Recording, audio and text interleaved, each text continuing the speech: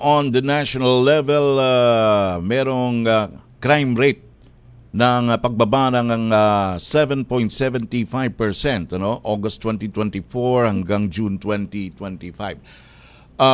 Hawak niyo ho ba yung figures ngayon insofar as the National Capital Region is concerned? Mayroon din po bang naitalang pagbaba ng crime rate in the National Capital Region, ma'am?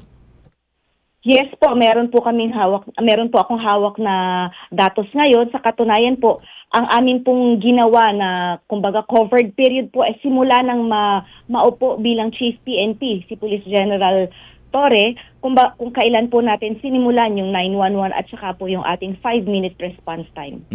Ayun. At may kinakitaan din po ng pagbaba. Yes po, dito po sa amin sa NCRPO, meron po na pagbaba na 8.02% dito po sa ating mga focus crimes simula po June 2, 2024 hanggang August 10, 2025. Kumbaga po pinag-compare po natin yung same period last year, 2024. Ngayon pong 2025, simula po na manungkulan po ang aming Chief PNP. At nakita po natin dito na bumaba po yung ating mga focus crimes at nagkaroon naman po tayo ng pagtaas dun po sa ating crime solution efficiency. Kumbaga po dahil po dun sa ating mas mabilis na pagtugon sa police assistance at sa mga reklamo po ng ating mga kababayan, tumaas po yung ating crime solution efficiency ng 4.21%. Ayan.